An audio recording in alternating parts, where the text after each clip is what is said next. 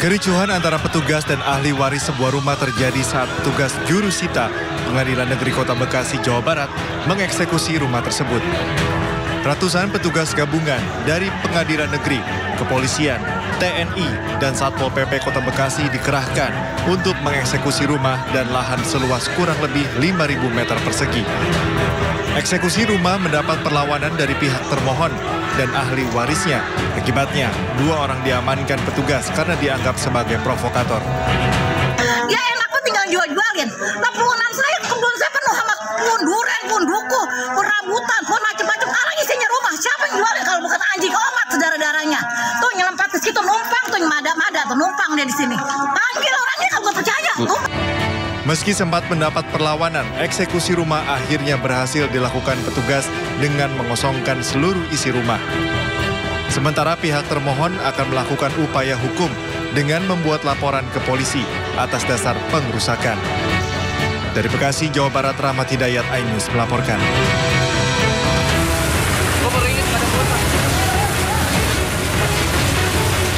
Sejumlah petugas pemadam kebakaran berjibaku memadamkan kobaran api di lahan parkir terminal bus Rawabuaya Cengkareng, Jakarta Barat. Kobaran api membakar puluhan mobil derek milik Dinas Perhubungan DKI Jakarta yang sudah lama tidak terpakai. Pemadaman sempat terkendala karena rimbunnya alang-alang yang memicu kobaran api semakin membesar. Kepala Terminal Bus Rawabuaya mengatakan kebakaran dipicu pembakaran sampah yang menjalar mengenai alang-alang dan membakar mobil derek Dinas Perhubungan DKI Jakarta yang tak terpakai. Bakar sampah di pinggir, mungkin merembet ditinggal mungkin gak diinin, terus api merambat. Sementara situ kan banyak alang-alang kering ya, masih kecil. Tadi udah kita pemadaman manual ya, cuma karena api cepat karena itu alang-alang dalam bentuk kering, jadi cepat merambat. Meski tidak ada korban jiwa dalam insiden ini, puluhan mobil derek yang terbakar tidak dapat diselamatkan. Kobaran api berhasil dipadamkan setelah sedikitnya 14 mobil damkar Jakarta Barat dikerahkan ke lokasi. Dari Jakarta, Miftahul Gani, iNews melaporkan.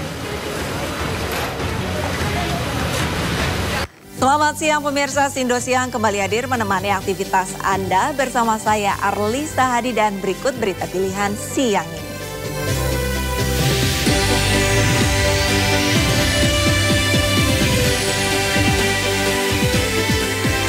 Tiga janin ditemukan saat penggerebekan praktik aborsi ilegal di apartemen Kelapa Gading, Jakarta Utara.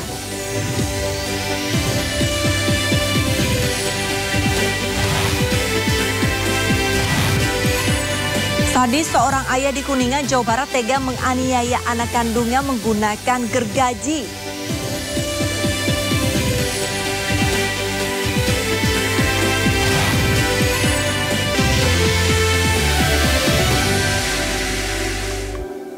Kita ke informasi pertama pemirsa, 4 orang tewas akibat kecelakaan maut di Jalan Tol Medan Tebing Tinggi, Deli Serdang, Sumatera Utara. Kecelakaan terjadi setelah minibus menabrak mobil lain dengan kecepatan tinggi.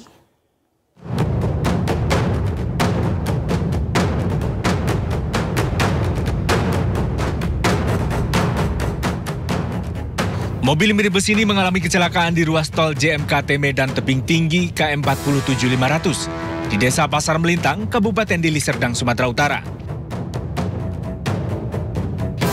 Tragis, dari 7 orang penumpang, didapati 4 orang termasuk pengemudi mobil tewas. 2 penumpang lainnya luka parah. Kecelakaan berawal saat minibus yang dikemudikan oleh Hendri Ari Tindaon melaju dengan kecepatan tinggi dari arah tol Medan menuju Tebing Tinggi. Diduga mobil korban menabrak bagian belakang kendaraan di depannya hingga tak terkendali dan oleng ke kiri. Mengalami kecelakaan.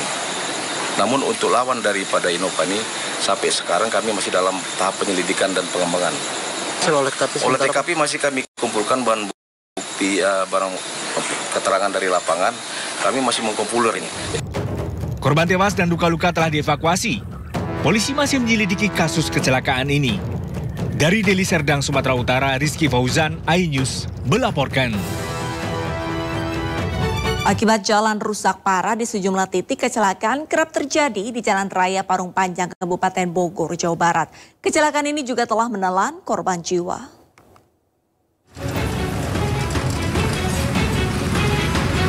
Kondisi Jalan Raya Parung Panjang, Kabupaten Bogor, Jawa Barat rusak parah.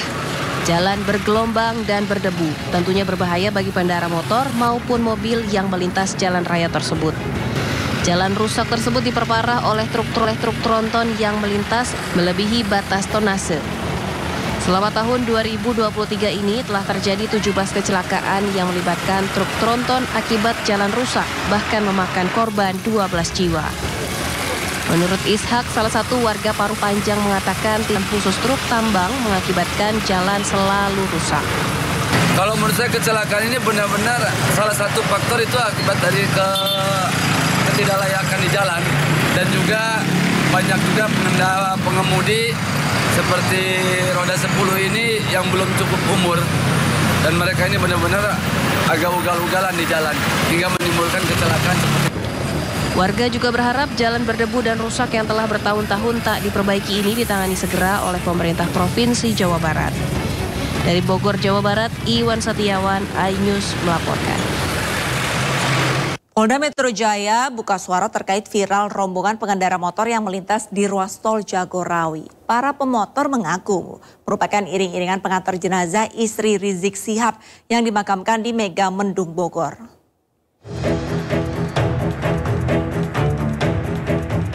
Video viral ini memperlihatkan rombongan pengendara sepeda motor yang nekat masuk ruas jalan tol Jagorawi. Tampak pula mobil patroli jalan raya dan mobil petugas jasa marga yang mengarahkan rombongan pemotor keluar dari ruas jalan tol. Peristiwa motor masuk tol Pejompongan, Jakarta Barat ini terjadi pada tanggal 17 Desember. Pemotor merupakan rombongan pengantar jenazah istri Rizik Syihab. Seluruh pemotor akhirnya berhasil dikeluarkan di exit tol Taman Mini, Jakarta Timur. Dan motor masuk tol ini sangat kita sayangkan. Kita sayangkan terhadap masyarakat itu. Sedangkan sebetulnya masyarakat itu tahu ketentuannya, tetapi mereka memaksakan. Nah, ini tentunya mereka masuk mulai setelah itu rombongan pengantar jenazah istrinya Habib Rizik. Polisi masih mengkonfirmasi ratusan motor yang melintas di ruas jalan tol untuk selanjutnya dikenai sanksi tilang. Dari Jakarta, Rizky Falufi, iNews melaporkan. Akibat lokasi pesta tergenang banjir, pasangan pengantin di Kabupaten 50 Kota Sumatera Barat dievakuasi Basarnas menggunakan perahu. Pasangan ini pun akhirnya diarak keliling kampungnya yang banjir menggunakan perahu.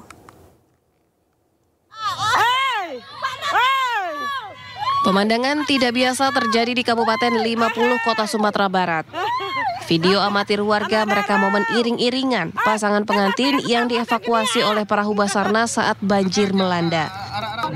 Tampak rombongan keluarga dan pengantin bersama tim dari Basarnas membawa pasangan yang sudah lengkap dengan pakaian adat ini ke tempat yang aman.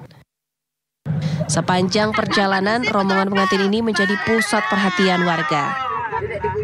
Meski harus dengan perahu Basarnas, pasangan pengantin dan keluarga tetap bahagia karena momen pesta perkawinannya akan berkesan seumur hidup.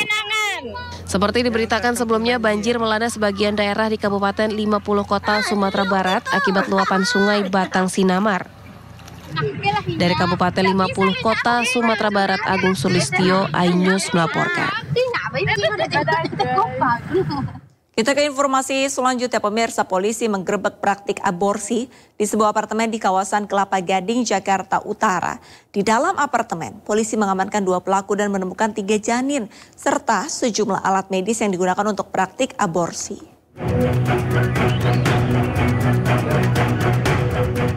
Satreskrim Polsek Kelapa Gading menggerebek sebuah unit apartemen di kawasan Kelapa Gading, Jakarta Utara yang dijadikan sebagai praktek aborsi pada 16 Desember lalu. Dalam penggerebekan ini, petugas mengamankan 2 orang perempuan sebagai pelaku serta mengamankan sejumlah alat medis yang digunakan untuk praktek aborsi seperti suntik, obat-obatan keras, dan vakum. Salah satu pelaku mengatakan bahwa dirinya hanya mendapatkan 2 juta rupiah untuk 1 kali aborsi dan janin yang ditemukan dalam lemari rencananya akan dikuburkan. Dari hasil penyelidikan, petugas menemukan 3 buah janin. 2 diantaranya ditemukan di lokasi apartemen dan 1 janin lainnya dibawa ke Rumah Sakit Polri Kramat Jati namun tidak dapat diselamatkan. Menurut keterangan pelaku, usai melakukan praktik, dirinya membuang janin tersebut ke kloset. Awalnya kita dapat informasi bahwa ada praktek aborsi ilegal di wilayah Kelapa Gading. Lalu kita lakukan penyelidikan. Setelah itu kita mendapatkan unit dari tempat praktek aborsi tersebut. Lalu tersangka kita amankan 2 orang. Hingga kini polisi masih terus melakukan pendalaman dan penyelidikan terkait praktek aborsi ilegal tersebut. Dari Jakarta, Sofyan Firdaus, iNews melaporkan. Seorang siswi kelas 6 SD hilang selama 3 pekan di Bandung, Jawa Barat. Korban rupanya diculik 2 pria dan dijual ke belasan pria hidung belang di sebuah apartemen.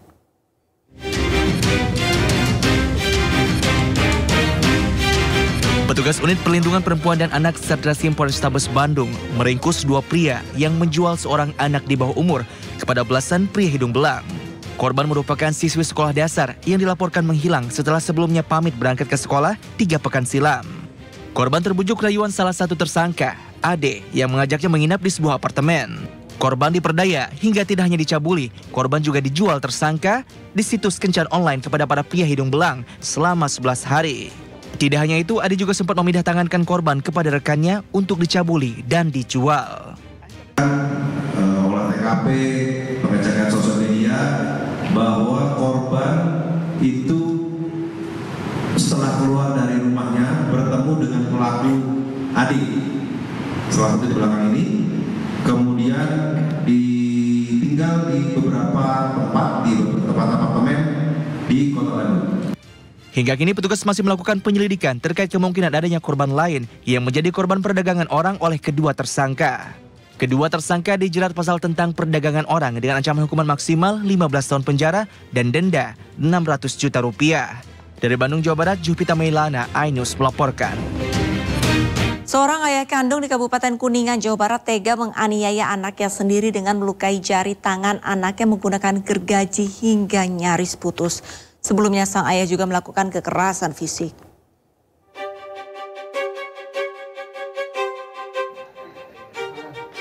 Seorang anak perempuan yang masih duduk di bangku sekolah dasar harus menahan rasa sakit usai jari telunjuk kirinya digergaji hingga nyaris putus oleh T, ayah kandungnya sendiri.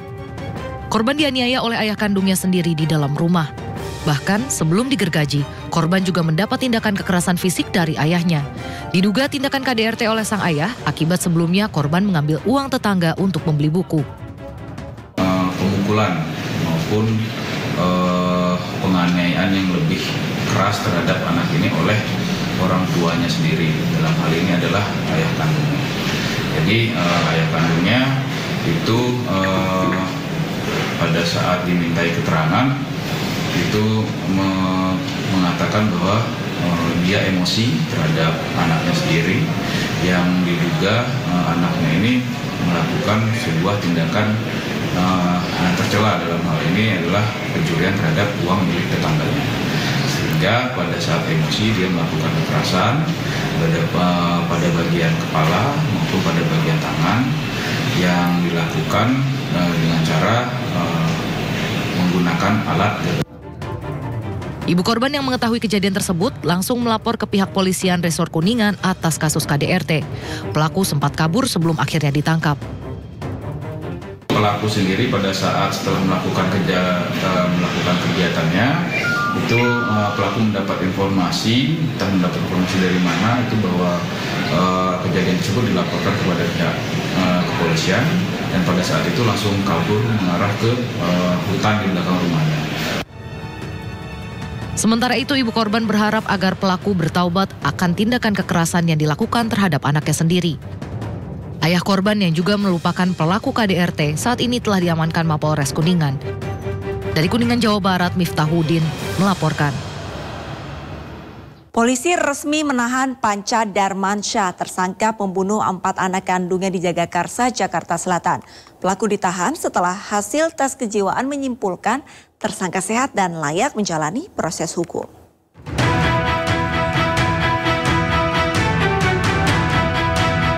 Panca Panca Darmansyah, tersangka pembunuhan 4 anak kandung di Jagakarsa, Jakarta Selatan, digelandang polisi usai diperiksa kejiwaan selama 2 pekan. Tersangka dijemput dari Rumah Sakit Polri Kramat Jati, Jakarta Timur untuk diproses hukum. Ia pun segera dijebloskan ke ruang tahanan. Sebelumnya, hasil pemeriksaan dokter menyatakan tersangka yang berusia 40 tahun dinyatakan sehat secara fisik dan layak menjalani proses hukum. Panca Darmansyah sempat dirawat di rumah sakit akibat luka senjata tajam dalam upaya percobaan bunuh diri. Hasil penyelidikan sementara, aksi nekat tersangka dilatar belakangi rasa cemburu terhadap istri. Yang bersangkutan tetap kami lakukan pemeriksaan terkait dengan seluruh perbuatan yang bersangkutan terhadap keempat anaknya yang terjadi pada tanggal 3 Desember 2023 dan ditemukan pada hari Rabu 6 Desember 2023. Sebelumnya, 4 bocah korban pembunuhan dimakamkan berdampingan di kawasan Bedahan, Sawangan, Depok, Jawa Barat. Ibu korban, Devnisa Putri, pun terus menangis sambil memeluk boneka milik salah satu anaknya saat prosesi pemakaman. Tersangka mengaku membunuh keempat anaknya dengan cara dibekap satu persatu dalam kondisi sadar. Kejinya lagi, aksi itu direkam menggunakan kamera ponsel. Dari Jakarta, Rizky Falufi, iNews melaporkan. Pemirsa, video dugaan malpraktik di sebuah RSUD di Kabupaten Indramayu, Jawa Barat viral di media sosial. Video ini memperlihatkan kekecewaan keluarga setelah ibu dan bayi yang baru dilahirkan meninggal dunia. Keluarga korban yang tak terima kemudian melaporkan ke polisi.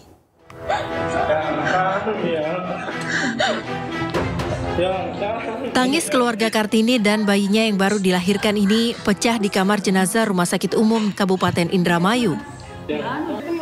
Video yang viral di laman media sosial dan telah ditonton lebih dari 1 juta orang ini memperlihatkan kekecewaan keluarga setelah Kartini dan bayinya yang baru dilahirkan meninggal dunia pada Selasa malam kemarin. Bahkan terdengar dialog kekecewaan dan kemarahan keluarga atas kesalahan penanganan terhadap pasien yang mengakibatkan ibu dan anaknya meninggal.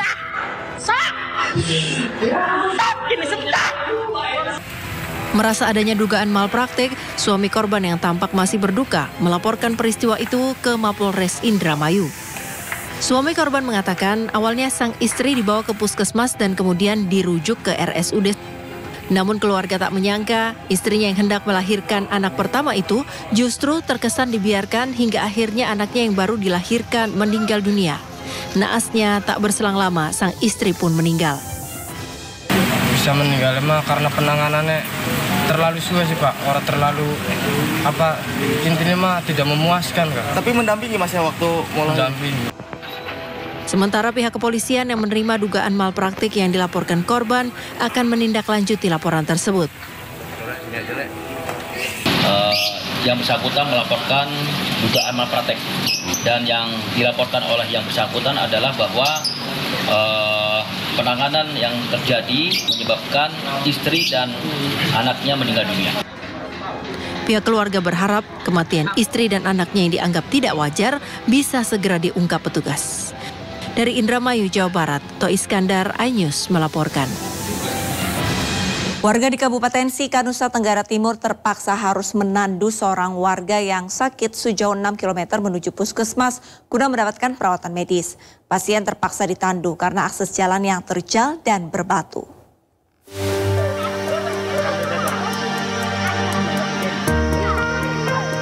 Selpius Seru, warga desa Waipaar, Talipura, Kabupaten Sika, NTT, yang sedang sakit ini terpaksa ditandu untuk berobat ke Puskesmas Watu Baing. Selpius ditandu oleh puluhan warga menuju ibu kota kecamatan setempat untuk mendapatkan pelayanan kesehatan. Pasien ditandu menggunakan kain yang diikatkan pada sebatang bambu lalu digotong bergantian oleh warga sekitar hingga menuju jalan negara sejauh 6 km.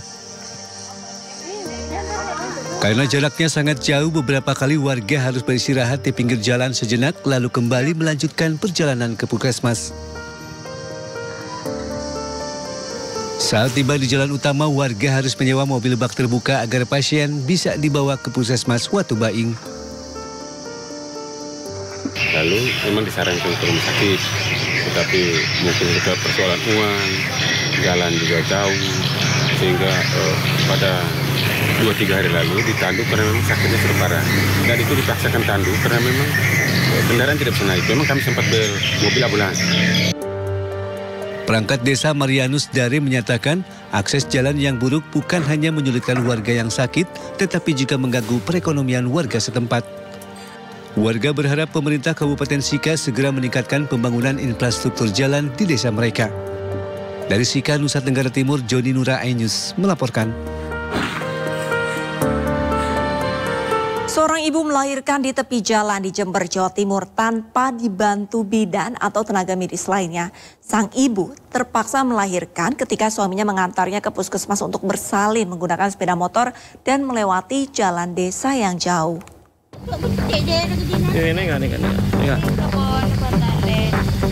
Inilah video ibu melahirkan yang belakangan viral.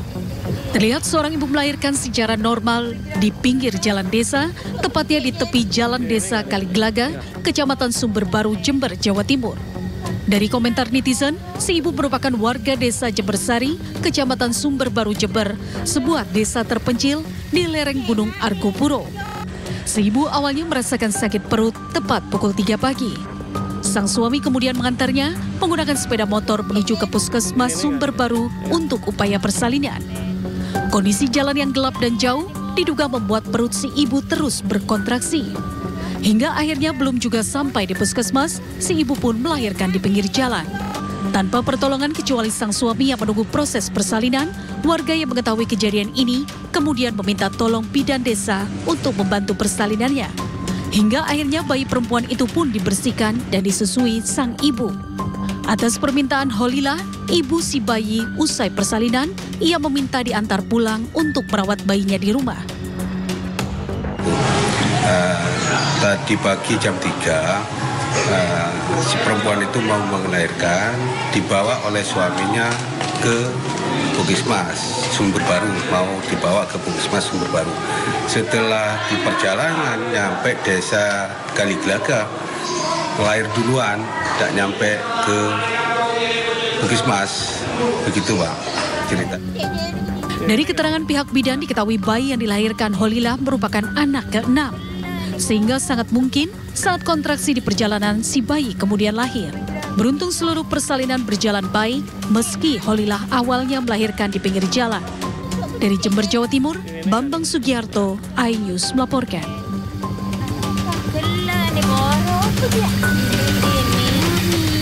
Jelang libur Nataru, kepadatan penumpang mulai terlihat di area parkir dermaga eksekutif Pelabuhan Merak. Informasi selengkapnya usai jeda.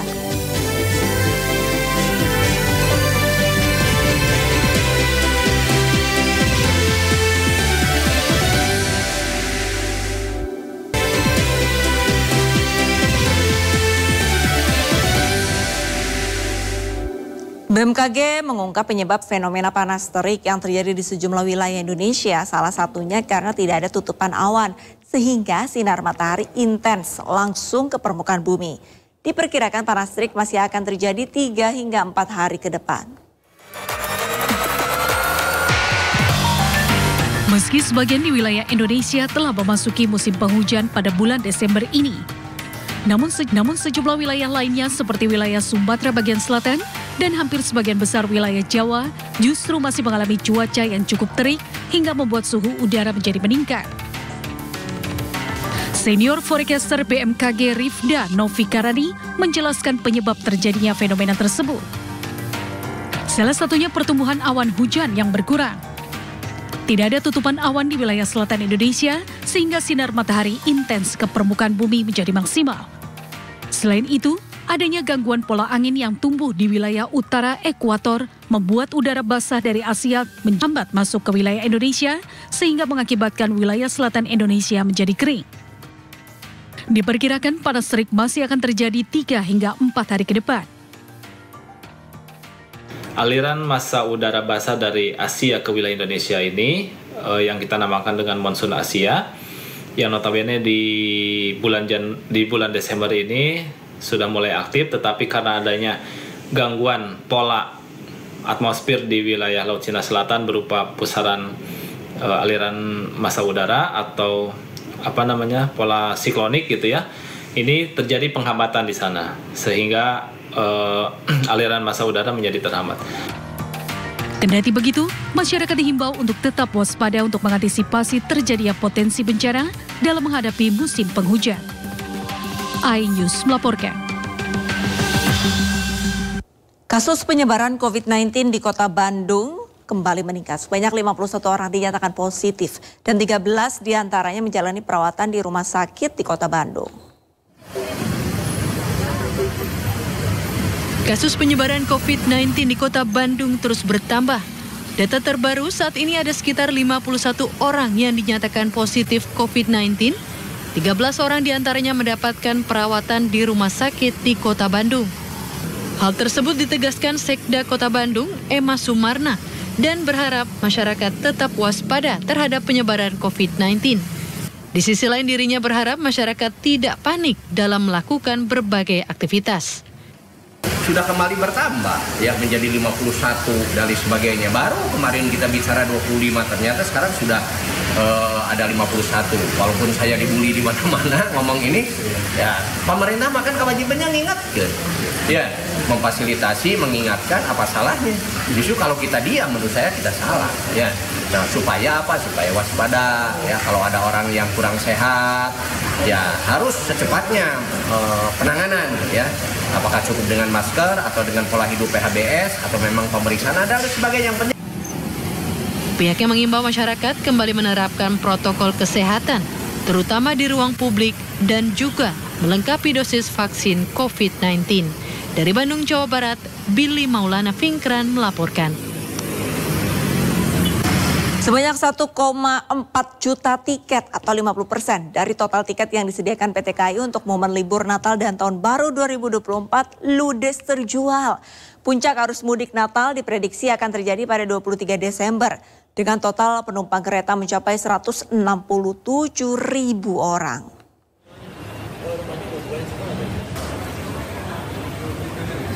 Mendekati Hari Raya Natal dan Tahun Baru 2024, tiket kereta api mulai diserbu masyarakat. Dari 2,8 juta tiket kereta api yang disediakan selama momen masa libur Nataru, sebanyak 1,4 juta tiket kereta api atau 50%-nya telah terjual hingga Rabu siang. Total tiket yang kami sediakan itu ada 2,8 juta tiket. Dan sampai dengan hari ini sudah terjual sekitar 1,4 juta tiket atau 50% dari tiket yang kami sediakan. Meliputi kereta api jarak jauh, menengah, dan lokal. Tujuan favorit di masa libur Nataru ini yaitu dari Pasar Senen menuju Surabaya Pasar Turi, dari Pasar Senen menuju ke Purwosari, dan dari Pasar Senen menuju ke Lempuyangan, serta dari Gambir menuju Yogyakarta dan Gambir menuju Semarang. PT KAI memprediksi puncak arus mudik Natal akan terjadi pada 23 Desember dengan total penumpang kereta mencapai 167.000 orang. Sementara puncak arus mudik Tahun Baru diprediksi baru akan terjadi pada tanggal 30 Desember mendatang. Masyarakat yang akan berpergian menggunakan moda transportasi kereta api diimbau untuk memesan tiket kereta melalui website resmi KAI atau channel penjualan resmi PT KAI. Dari Jakarta, Rani Sanjaya melaporkan. Jelang libur Natal dan Tahun Baru, Stasiun Cimahi, Kota Cimahi, Jawa Barat mulai ramai dipadati pemudik lokal Bandung Raya yang hendak mengisi waktu libur di kampung halamannya. Moda transportasi kereta api yang masih menjadi primadona membuat jumlah penumpang meningkat dari biasanya.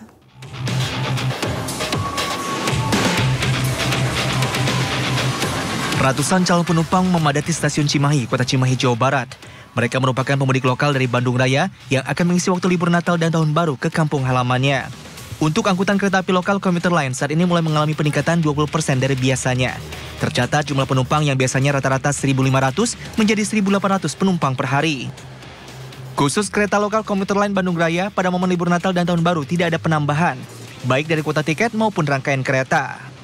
Jadi untuk komuter lain tidak ada tambahan, perlu kami sampaikan penjualan tiket komuter lain di stasiun hanya melayani untuk penumpang lansia, sisanya pakai akses by KAI. Diprediksi puncak kepadatan penumpang akan terjadi pada 3 hari jelang Natal.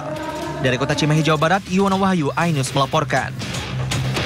Jelang libur Natal dan Tahun Baru 2023, penumpang kapal terus mengalami peningkatan. Untuk menghindari lonjakan penumpang, sebanyak 32 kapal dan 7 dermaga telah disiapkan.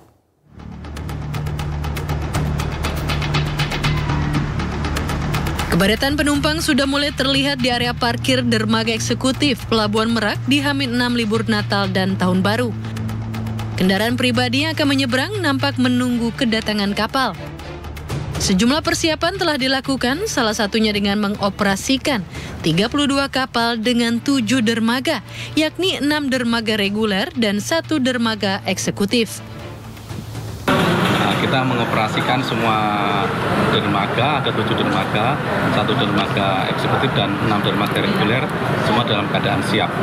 Dan di buffer zone ada di buffer zone rest area 43 dan 68, di sana juga kita siapkan posko untuk screening tiket sebelum masuk di pelabuhan. Menurut data ASDP, pihaknya telah memberangkatkan 8.114 unit kendaraan, baik mobil pribadi, motor, bus, hingga truk ekspedisi. Dari Cilegon, Banten, Iskandar Nasution melaporkan. Mengantisipasi lonjakan penumpang di masa libur Nataru, dermaga kapal cepat Sanur tujuan Nusa Lembongan dan Nusa Penida telah menyiapkan 15 armada kapal tambahan. Pihak dermaga memprediksi lonjakan penumpang di akhir tahun hingga 50%.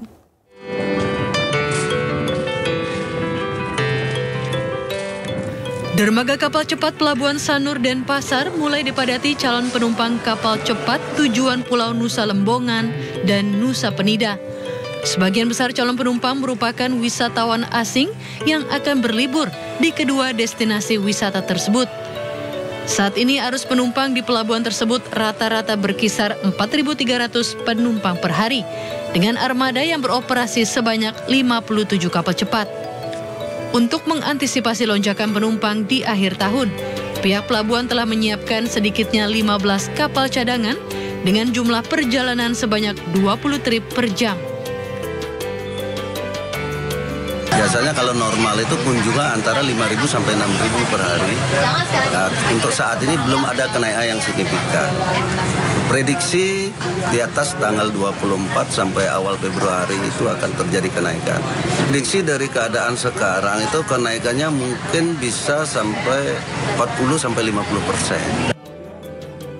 Lonjakan wisatawan diprediksi meningkat 40 hingga 50% saat mendekati Natal dan Tahun Baru. Selain warga lokal setempat dan wisatawan domestik, hingga kini arus penumpang di Pelabuhan Sanur didominasi wisatawan asing asal Australia, Perancis, dan Jerman.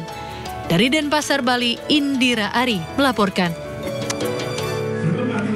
Sementara itu untuk mengantisipasi lonjakan penumpang saat libur Natal dan Tahun Baru, LRT Jabodebek akan menambah jumlah perjalanan sebanyak 25%, mulai dari tanggal 27 hingga 29 Desember 2023. Humas LRT Jabodebek Mahendro Bawono ini menegaskan, selain menambah jumlah perjalanan, waktu operasional LRT pun akan diperpanjang hingga pukul 1 dini hari pada 31 Desember. Mahendro menyarankan masyarakat yang ingin menghabiskan waktu libur dengan menggunakan LRT bisa melakukan perjalanan di luar jam kerja, yaitu pada jam 5 hingga 6 pagi, 9 pagi hingga 4 sore, dan jam 7 hingga 9 malam. Masyarakat juga bisa menikmati tarif promo minimal Rp3.000 dan maksimal Rp10.000 pada jam-jam tersebut. Total perjalanan pada tanggal 27 sampai tanggal 29 Desember menjadi 240 perjalanan setiap harinya. Hal itu dilakukan untuk mengantisipasi dan mengakomodir adanya potensi lonjakan pengguna jasa LRT Jabodebek karena sudah memasuki masa libur Natal dan Tahun Baru. Selain itu juga pada tanggal 31 Desember nanti LRT Jabodebek akan memperpanjang waktu operasional LRT Jabodebek sampai pukul 1.42 waktu Indonesia Barat.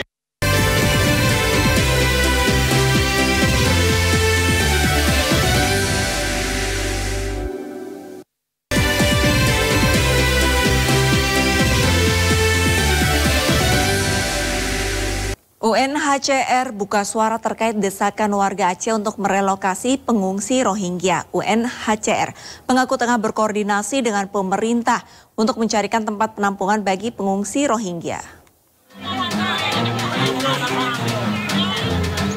Desakan untuk memindahkan pengungsi Rohingya dari Aceh terus bermunculan.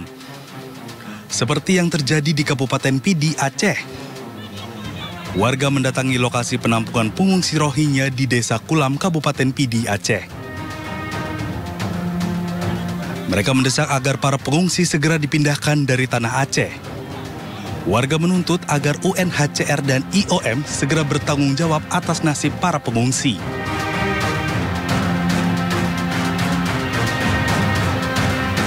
Menanggapi desakan warga, UNHCR mengaku telah berkoordinasi dengan pemerintah agar mencari solusi terkait keberadaan warga etnis Tionghoa.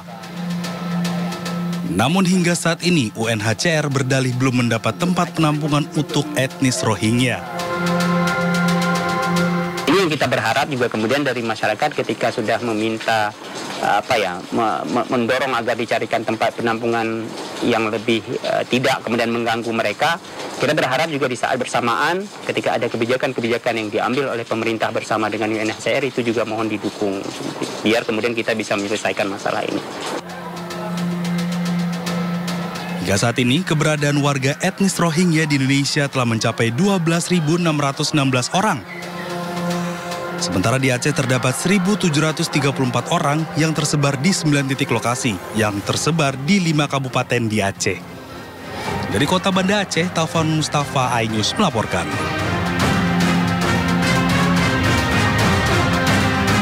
Menteri Perdagangan Zulkifli Hasan dilaporkan ke polisi karena diduga menistakan agama. Pemirsa, Indosiang akan kembali dengan informasi menarik lainnya. Bersama rekan saya, Wiki Adrian, tetaplah bersama kami.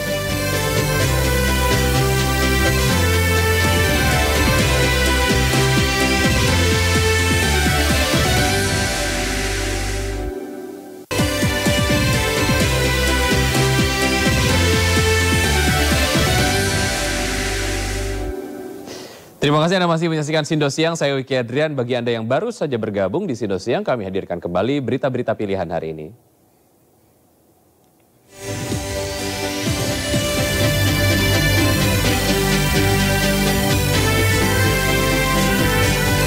Diduga malpraktik, ibu beserta bayi yang baru saja dilahirkan meninggal dunia di rumah sakit di Indramayu, Jawa Barat.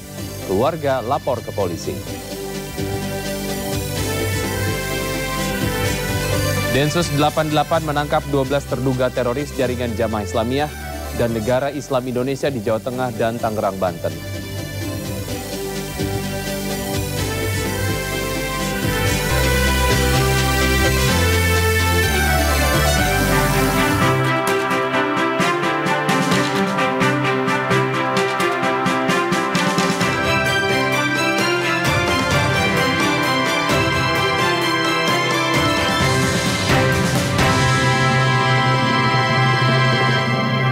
PPATK siap membuktikan temuan transaksi janggal dana kampanye, namun PPATK menegaskan bahwa pihaknya tidak ikut campur urusan substansi politik. Sementara itu Bawaslu mengingatkan agar para peserta pemilu untuk taat dan patuh dalam menggunakan rekening khusus dana kampanye.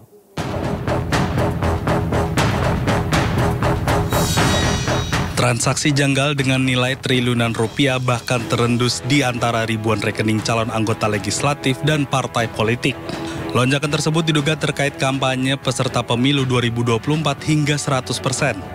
Transaksi mencurigakan tersebut terlacak lebih dari 6.000 rekening peserta pemilu dan pengurus partai. Aliran dana di rekening para pengurus partai dan caleg bahkan tembus 1 triliun. Terkait temuan tersebut, PPATK siap bekerjasama dengan pihak manapun dan buktikan transaksi janggal dana kampanye. Namun PPATK menegaskan bahwa pihaknya tidak ikut campur urusan substansi politik.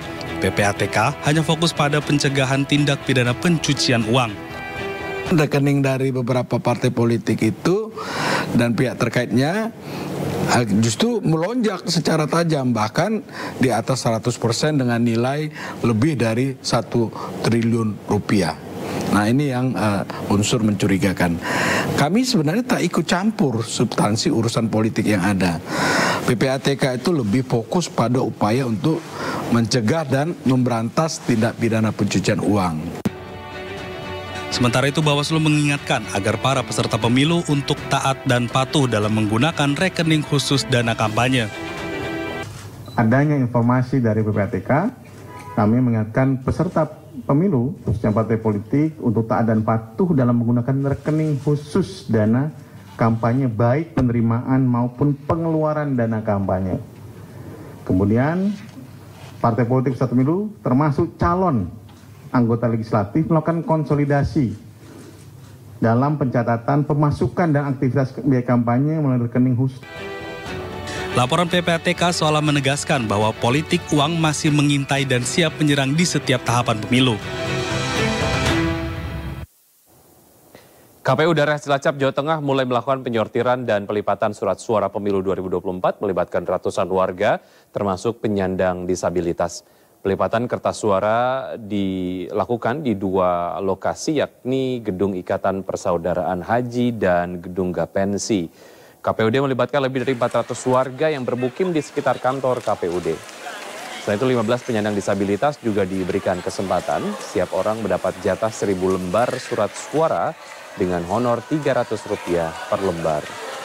Surat suara yang disortir dan dilipat baru 3 jenis, yakni surat suara DPR RI, DPRD, Provinsi, serta DPRD Kabupaten dengan jumlah 4 juta lebih surat suara, ditambah surat suara cadangan masing-masing 1.000 lembar. Sedangkan untuk surat suara Capres dan DPD RI hingga saat ini belum diterima oleh KPUD. Ketua KPUD Cilacap, Wawang Maretno, mengatakan pelipatan surat suara tersebut diawasi ketat oleh polisi dan Bawaslu.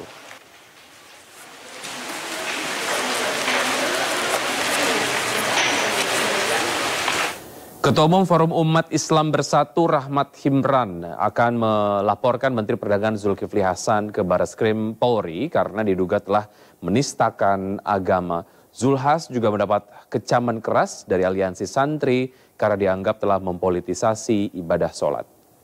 Jadi kalau sholat maghrib baca Al-Fatihah, waladolin. Ada yang diem sekarang Pak, ada yang diem sekarang. Ada Pak sekarang diem. Menteri Perdagangan Zulkifli Hasan mendadak jadi perbincangan setelah video pidatonya saat membuka acara Rakernas Asosiasi Pedagang Pasar seluruh Indonesia di Semarang viral di media sosial.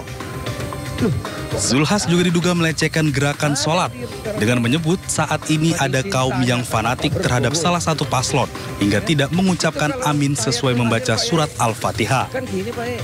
Begitu juga saat tahiyat akhir, Zulhas menyatakan bahwa ada orang-orang yang mengubah menunjuk yang tadinya 1 jari menjadi 2 jari.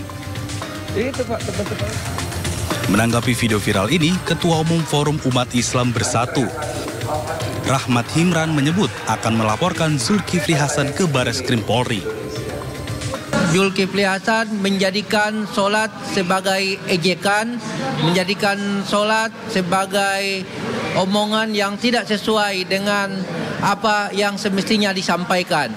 Sehingganya kami menganggap bahwa pidato yang dilakukan oleh Zulkifli Hasan itu sangat menistakan agama Islam. Selain akan dilaporkan polisi, aliansi santri juga mengecam keras pernyataan Zulkifli Hasan. Sebab dalam keterangan tertulisnya, aliansi santri menyebut Zulhas telah mempolitisasi ibadah sholat yang merupakan ibadah sakral umat Islam. Pemirsa, gaya komunikasi calon wakil presiden Gibran Rakabuming Raka yang menolak berdialog dengan mahasiswa saat unjuk rasa 18 Desember lalu dinilai pakar komunikasi sebagai bentuk kehati-hatian dan belum ada substansi yang harus dijawab. Akan tetapi sebagai calon pemimpin nasional, Gibran dinilai perlu membangun komunikasi publik karena terkait kepentingan. Berbeda dalam kegiatan formal seperti debat yang dilakukan KPU, Gibran tetap menghadirinya. Unjuk rasa puluhan mahasiswa yang tergabung dalam aliansi Badan Eksekutif Mahasiswa Seluruh Indonesia wilayah Jawa Tengah dan Yogyakarta mengajak calon wakil presiden nomor urut 2 Gibran Rakabuming Raka berdialog di depan Balai Kota Solo Senin lalu. Namun Gibran yang juga wali kota Surakarta tidak menemui para mahasiswa. Pakar komunikasi UNS Solo Sri Hastarjo menilai sikap Gibran tidak menemui mahasiswa merupakan bentuk kehati-hatian atau tidak adanya substansi yang harus dijawab saat itu. Namun di sisi lain, hal itu merupakan kesempatan untuk menjelaskan atau menyampaikan suatu isu atau program ke masyarakat. Membangun komunikasi publik menurutnya akan jauh lebih baik dalam membentuk persepsi masyarakat dengan skala yang lebih luas. Tetapi ketika level nasional, itu kan kepentingannya banyak sekali. Ya, publiknya itu jauh lebih luas, lebih kompleks. Dan pasti penilaian itu akan lebih, dalam tanda petik, lebih detail ya, lebih kritis ya. Ketika itu levelnya nasional, karena kan nasibnya adalah nasib seluruh bangsa nih, tidak hanya satu kota saja. Dan menurut saya memang perlu untuk kemudian bicara dengan lebih banyak, lebih terbuka. Ya, pemirsa, besok 22 Desember Indonesia akan menyaksikan bagaimana 3 calon wakil presiden berdebat. Tema ekonomi akan menjadi isu paling ditunggu. Setidaknya ada sejumlah poin yang akan dibahas, diantaranya adalah terkait ekonomi kerakyatan, ekonomi digital, investasi hingga APBN. Lantas seperti apa kekuatan para calon wakil presiden dalam debat besok? Berikut ulasannya untuk Anda. Bahwa ini punya ketegasan yang luar biasa. Dua ini sama-sama tidak dijawab. Tunggu dulu, aku mau jawab. Boleh saya selesaikan dulu. Debat kedua menuju Pilpres 2024 akan segera dilaksanakan oleh masing-masing calon wakil presiden. Setiap calonnya tentunya sudah menyiapkan ide dan gagasannya. Lalu, apa kata fakta? Sebelumnya dalam debat pertama, isu pemindahan ibu kota negara dari kota Jakarta menuju Kalimantan Timur menjadi poin yang paling krusial. Dalam sesi debat tersebut, pasangan nomor urut 3 Ganjar Pranowo dan Mahfud MD berkomitmen untuk melanjutkan pembangunan IKN yang dimana nanti akan menjadi titik keseimbangan dalam keadilan pembangunan. Kemudian pasangan nomor urut 2 Prabowo dan Gibran juga menyetujui pembangunan IKN untuk mengintegrasikan pembangunan yang berkelanjutan. Namun berbeda halnya dengan pasangan nomor urut 1 Anies dan Caimin yang justru menolak perpindahan ibu kota karena dinilai hanya memindahkan pusat pemerintahan ketika sedang menghadapi masalah seperti rekam jejak pemerintah kolonial Belanda. Debat selanjutnya yaitu debat yang paling ditunggu, yaitu debat calon wakil presiden. Para calon wakil presiden akan dipertemukan dengan isu-isu yang lebih sensitif dengan menyampaikan strateginya masing-masing.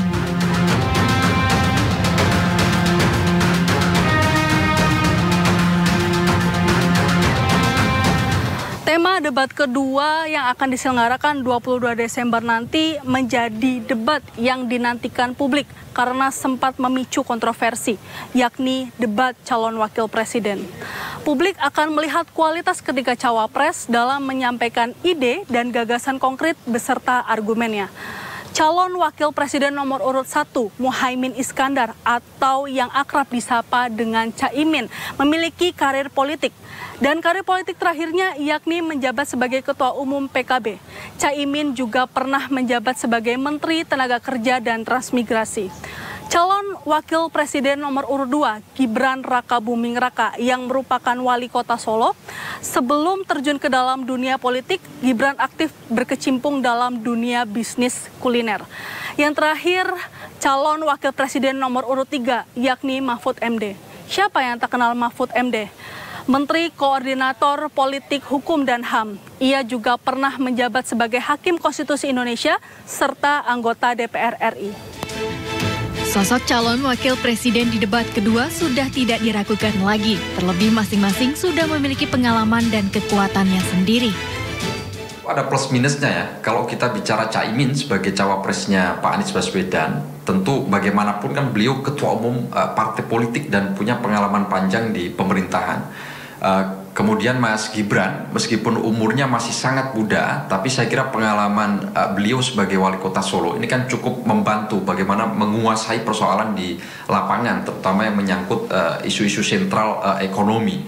Kemudian ada Pak Mahfud MD, ya saya kira beliau paling senior dan punya pengalaman panjang di pemerintahan. Saya kira baik Caimin maupun Pak Mahfud ini kan memang punya kelebihan bagaimana menghadapi berbagai forum, ya termasuk forum debat calon wakil presiden yang akan digelar. Saya kira kita tidak meragukan kepiawaian mereka dalam forum debat.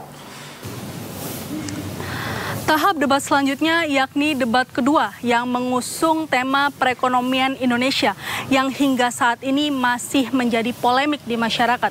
Terlebih lagi dengan beberapa kasus yang ada, masyarakat kerap menjadi korban. Dalam debat ini nantinya para calon wakil presiden akan membahas beberapa poin, di antaranya ekonomi digital, pajak, investasi, perdagangan serta infrastruktur, serta perkotaan.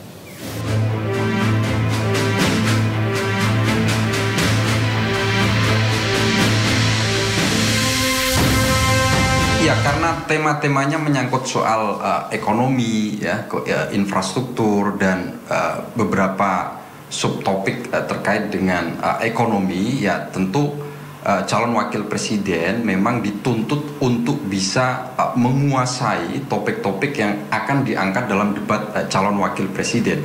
Karena sebetulnya substansi debat adalah bagaimana menguji kemampuan retorika para kandidat termasuk dalam menyampaikan deskripsi program berikut visi dan misinya. Karena sebagus apapun narasi program, tapi kalau cara penyampaiannya kurang baik, kurang tepat, ya tentu akan kurang mengena kepada masyarakat. Lalu, seberapa besar pengaruh debat cawapres nantinya terhadap elektabilitas para capres dan cawapres? Performa kandidatnya pun buruk dalam tanda kutip sekalipun, mereka akan tetap setia. Nah, sayangnya sebagian dari undecided voter ini tidak terlalu menaruh perhatian penting terhadap proses debat atau tidak menonton debat. Nah, jadi kalau pertanyaannya adalah apakah forum debat calon presiden dan calon wakil presiden ini berpengaruh terhadap elektabilitas calon, ya saya kira ada pengaruhnya tapi tidak terlalu signifikan karena ceruk pasar yang diperebutkan sekali lagi adalah ceruk pasar yang undecided voter, pemilih yang belum menentukan dukungan terhadap pasangan capres dan cawapres.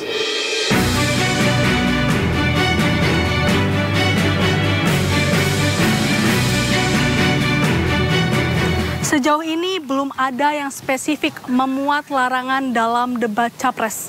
Dalam Undang-Undang Nomor 7 tentang Pemilihan Umum, regulasi debat capres dan cawapres diatur dalam pasal 27. Namun, aturan itu hanya memuat tata cara pelaksanaan debat. Larangan hanya ditujukan kepada moderator dan hal lain yang mempersoalkan dasar negara dan pembukaan Undang-Undang 1945. Sementara itu, capres dan cawapres hanya dilarang melakukan apa yang dilarang dalam kampanye, seperti menghasut hingga mengadu domba.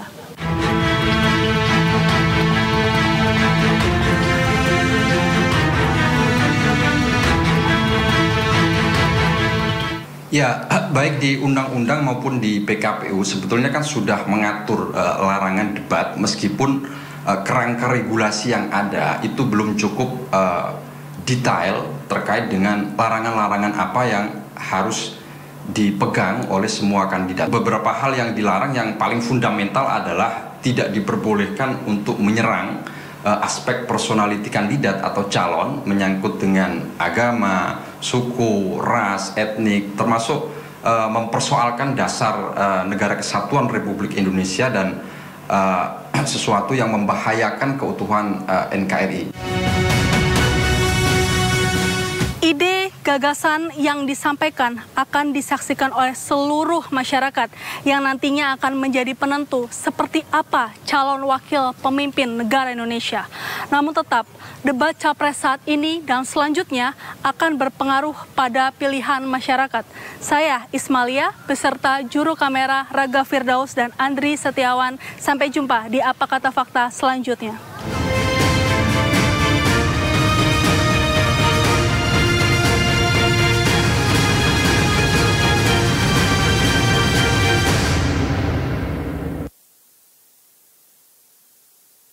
Ya, pemirsa, kita ke informasi lain.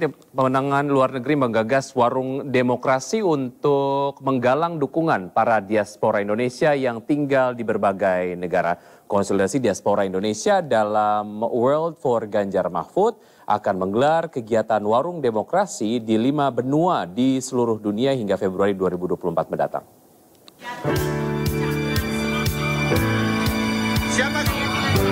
Dukungan dari WNI yang tinggal di luar negeri atau diaspora untuk pasangan Capres-Cawapres Ganjar Mahfud tak terbendung. Tim pemenangan luar negeri Amerika Serikat dan inisiator World for Ganjar Mahfud menggagas Warung Demokrasi untuk menggalang dukungan dari para diaspora yang tinggal di berbagai negara. Warung Demokrasi ini merupakan bagian dari kegiatan Warung Mas Ganjar, serta kebiasaan Capres Ganjar Pranowo yang sering mampir ke warung untuk menyerap aspirasi warga. Pendukung Ganjar Mahfud yang berkolaborasi dengan kami di Amerika Serikat telah berada di lebih dari 30 kota dan terus bertambah. Besar kecil dari berbagai kelompok yang setia pada Ganjar Mahfud dan hanya pada Ganjar Mahfud kami rangkul. Saat ini kegiatan Warung Demokrasi telah berlangsung di sejumlah kota di dunia, diantaranya di Kairo, Mesir, New York, dan New Mexico, Amerika Serikat, hingga Tunis, Tunisia. Sampai bulan Februari 2024 nanti, World for Ganjar Mahfud akan menggelar kegiatan Warung Demokrasi di 35 kota di 5 benua. Tim Liputan iNews melaporkan.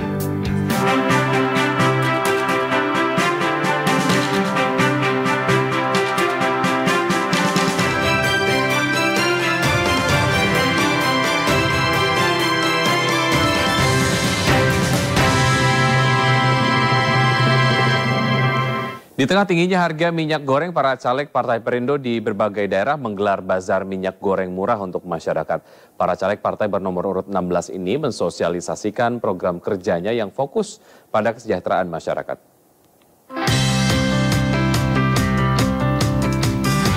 Mengurangi pengangguran, membuka lapangan kerja dan sembako murah menjadi program unggulan Cimehong atau Cionovia Handayani, caleg DPR RI Dapil DKI Jakarta 3 dari Partai Perindo. Hal ini dibuktikan Cimehong bersama Yolanda, caleg DPRD Provinsi DKI Jakarta Dapil 3 yang menggelar pengobatan gratis dan bazar murah minyak goreng di Kelurahan Warakas, Kecamatan Tanjung Priuk, Jakarta Utara. Kalau program yang kita andalkan, kita akan sembako itu tidak mahal seperti saat ini, ya. Pengangguran tidak ada. Jadi kita akan membuka usaha mungkin UMKM sehingga lapangan kerja itu kan banyak. Jadi tidak ada pengangguran. Warga jadi sejahtera. Mudah-mudahan dengan terpilihnya Bu Yolanda dan Cimehong ini bisa menginspirasikan ke semua warga agar lebih peduli lagi ke warga. Sementara itu di Surabaya, para caleg dari Partai Perindo mengunjungi sejumlah pelaku UMKM binaan yang mendapat bantuan gerobak di kawasan Jalan Ngagel Dadi. Dalam kegiatan ini juga digelar bazar murah minyak goreng dan mensosialisasikan manfaat KTA Partai Perindo berasuransi. Hari ini kami mengunjungi pelaku usaha UMKM yaitu Pak Wisnu atau Bu Indah yang hari ini berjualan nasi campur, nasi pecel, dan kita membagikan makanan mereka secara gratis kepada masyarakat sekitar. Jelang pemilu 2024, para caleg Partai Perindo gencar turun ke masyarakat mensosialisasikan program partai dan pasangan nomor urut 3 Ganjar Pranowo Mahfud MD. Tim Liputan iNews melaporkan.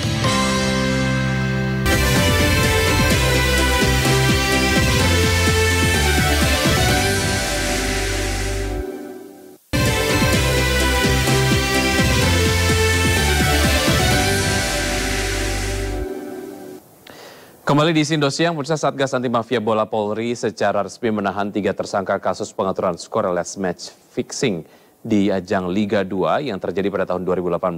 Salah satu yang menjadi tersangka yang ditahan adalah Figit Waluyo yang juga pernah ditengarai terlibat kasus yang sama beberapa waktu yang lalu. Satgas Anti Mafia Bola Polri menahan 3 tersangka kasus dugaan pengaturan skor atau match fixing yang terjadi di ajang sepak bola Liga 2 musim 2018. Berdasarkan keterangan Satgas, salah satu tersangka yang ditahan adalah Figit Waluyo, mantan pemilik klub asal Mojokerto, PS Mojokerto Putra atau PSMP. Selain Figit, polisi juga menahan asisten manajer Dewanto Rahatmoyo Nugroho dan wasit Kartiko Mustika Ningtyas. Penahanan dilakukan guna memudahkan proses penyidikan, serta memberi efek jera kepada masyarakat untuk tidak meniru tindak pidana seperti yang dilakukan tersangka. Setelah dilakukan pemeriksaan, penyidik memutuskan melakukan penahanan terhadap ketiga tersangka tersebut dengan alasan untuk lebih memudahkan proses penyidikan, dan tentunya lebih lanjut penyidik telah mendapatkan informasi adanya potensi pengulangan tindak pidana yang dilakukan oleh para tersangka yang masih perlu didalami. Berdasarkan pendalaman, polisi juga masih mengejar satu tersangka yang masih buron dan masuk daftar pencarian orang dengan inisial KAS. Sebelumnya, Satgas Anti Mafia Bola Polri telah menetapkan 8 tersangka dalam kasus ini. Selain 3 tersangka yang ditahan dan 1 buronan, tersangka lainnya adalah 4 orang wasit berinisial K, RP, AS, dan M. Diketahui pihak klub mengeluarkan uang lebih dari 1 miliar rupiah untuk melobi para wasit di sejumlah pertandingan. Dari Jakarta, tim liputan iNews melaporkan. Komisioner KPK Firly Bahuri keberatan atas pernyataan yang menyebut gugatan pra-peradilannya di Pengadilan Negeri Jakarta Selatan ditolak. Firly Bahuri mengaku kaget atas pemberitaan yang menyebut gugatan pra-peradilannya ditolak. Menurutnya ada 4 poin yang ingin disampaikan terkait putusan Hakim Tunggal Imelda Herawati. Dalam amar putusan itu, gugatan pra-peradilan Firly tidak dapat diterima namun bukan ditolak.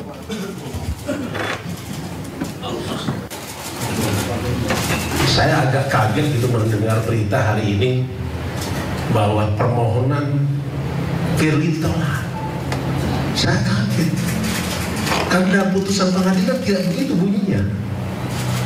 Putusan Hakim Pengadilan Negeri Jakarta Selatan menyebutkan mengadili pertama permohonan pemohon tidak diterima, bukan ditolak, tapi juga tidak dikabulkan. Biasanya kan putusan kedua ditolak, dikabulkan. Ini ada yang di tengah-tengah, tidak dapat diterima. Densus 88 menangkap 12 terduga teroris jaringan Jamaah Islamiyah dan Negara Islam Indonesia di Jawa Tengah dan Tangerang, Banten. Dalam kesempatan itu, Polri merilis banyak 142 teroris telah diringkus oleh tim Densus 88 selama tahun 2023. Ratusan tersangka teroris berasal dari berbagai jaringan.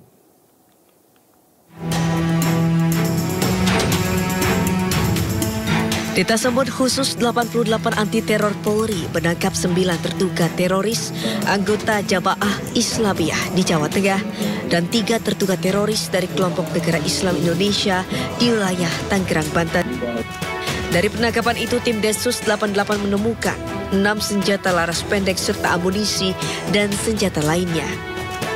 Sementara itu, Karopenmas Div Humas Polri Brigjen Pol Ahmad Ramadan merincikan selama tahun 2023 dari 142 tersangka teroris, sebanyak 16 tersangka masih dalam pemeriksaan hingga saat ini. 101 tersangka sudah dalam proses penyidikan dan 23 tersangka sudah pada proses penyidikan yang lengkap. Sementara 2 tersangka teroris lain meninggal dunia dalam proses penegakan hukum. Dari tempat tersebut kita menyita barang bukti berupa senjata api, 6 pucuk senjata api laras pendek, ya, 6 pucuk senjata api laras pendek, 10 PCP kaliber 6 dan 8 mm. Untuk mengantisipasi kegiatan teroris, Polri melakukan operasi Mantap Brata, di mana di dalamnya sudah tergabung Satgas Anti Teror. Dari Jakarta, Ismalia Rizky, iNews melaporkan. Pemirsa, sepanjang tahun 2023, Densus 88 Anti Teror Polri menangkap 142 tersangka teroris. Salah satunya yang menjadi perhatian adalah penangkapan anggota Jamaah Islamiyah beserta beberapa pucuk senjata api yang menandakan kelompok ini masih berbahaya. Untuk membahas hal ini sudah bersama kami pengamat terorisme dan intelijen sekaligus tenaga ahli utama Kantor Staf Presiden, Mas Ridwan Habib. Selamat siang, Mas Ridwan. Selamat siang, Vicky. Baik, terima kasih sudah bergabung bersama kami. Mas Ridwan, para tersangka yang ditangkap merupakan petinggi dari organisasi Jamaah Islamiyah. Sebetulnya Seberapa berbahayanyakah mereka dan apa yang harus diwaspadai dari kelompok ini? Ya, saya kira memang ini sebuah prestasi yang luar biasa ya dari teman-teman di kepolisian, terutama teman-teman di Detasemen Khusus 88 Mabes Polri. Dan saya berharap ini tidak berhenti pada penangkapan ini, tetapi kemudian diusut jaringan-jaringan lain yang sampai hari ini belum tertangkap. Apalagi kita sekarang menghadapi kira-kira sekitar 56 hari lagi pemilihan presiden 14 Februari 2024. Beberapa dari mereka yang ditangkap sudah ada barang buktinya, sudah ada perencanaan untuk melakukan upaya-upaya teror mengganggu pelaksanaan pemilu. Nah, tentu saja ini tidak boleh dibiarkan, tidak bisa dibiarkan, dan harus diusut tuntas jaringan mereka dan orang-orang yang sampai hari ini masih dalam daftar pencarian orang. Itu Mas Vicky. Baik, artinya ini menjadi sebuah tindakan yang memang perlu dilakukan untuk mengantisipasi berbagai macam hal yang tidak diinginkan ke depan begitu ya. Baik, Mas Ridwan, ini menurut keterangan polisi, kelompok ini telah bergabung dengan program jihad global di Suriah. Bagaimana untuk mengantisipasinya dan mengingat saat ini sudah mulai memasuki perayaan Natal dan juga Tahun Baru? Ya, saat ini antisipasi sudah dilakukan secara optimal oleh teman-teman Polri, di antaranya pengaman objek vital dan juga melakukan deteksi dini terhadap setiap kemungkinan, ya, sekecil apapun kemungkinan ancaman teror yang mungkin akan terjadi, bisa saja terjadi. Akan tetapi tentu saja kita berharap masyarakat tidak perlu resah karena ini masa liburan sekolah, kemudian ini masa liburan Natal dan persiapan Tahun Baru. Saya kira inilah saat yang ditunggu-tunggu para keluarga untuk bersama-sama dengan keluarga di rumah, di tempat-tempat wisata, tempat-tempat perbelanjaan, sehingga tidak perlu adanya kepanikan atau kecemasan atau ketakutan akan adanya tindakan terorisme. Kita yakin, kita percaya benar bahwa aparat pemerintah, terutama hal ini adalah teman-teman di kepolisian, pasti akan melakukan upaya-upaya terbaik untuk mencegah serangan itu atau rencana serangan itu terjadi. Baik, yang kemudian dapat dilakukan adalah untuk menimbulkan rasa nyaman dari masyarakat sendiri adalah pengamanan secara ketat begitu di objek-objek vital, termasuk rumah ibadah dan juga pusat-pusat keramaian begitu ya. Lalu para teroris yang ditangkap ini disinyalir bermaksud untuk menggagalkan pemilu. Lalu bagaimana sebetulnya cara untuk mengantisipasinya, Mas Ridwan? Yang pertama, kita memastikan benar bahwa seluruh perangkat pemilu, dalam hal ini Komisi Pemilihan Umum, Bawaslu, kemudian Komisi Pemilihan Umum di daerah, Bawaslu daerah, itu berada dalam situasi yang aman dan nyaman. Terutama dalam hal ini adalah kantor mereka dan juga fisik, ya, pengamanan fisik bagi para pimpinan KPU maupun anggota KPU. Ini juga sudah dilakukan oleh Polri dan mereka sudah melakukannya sudah lama, tidak hanya hari-hari ini saja. Nah, yang kedua tentu saja kita berharap ada partisipasi aktif dari masyarakat untuk misalnya melakukan deteksi dan pengamatan dini ketika di sekitar lingkungannya, sekitar wilayahnya ada indikasi kegiatan-kegiatan yang mencurigakan dan mengarah kepada tindakan teror. Nah, ini saya kira bisa dilaporkan kepada petugas setempat, apakah itu menggunakan perangkat-perangkat kepala desa, kepala kelurahan, atau Babin Kamtibmas atau Polsek. Ini bisa dilakukan sehingga sekecil apapun indikasinya itu bisa segera ditangani. Dalam posisi 58 hari menjelang Pilpres, kita berharap indikasi sekecil apapun disikapi secara serius oleh teman-teman petugas, ya, terutama dalam hal ini yang menjadi wewenangnya adalah teman-teman kepolisian negara Republik Indonesia.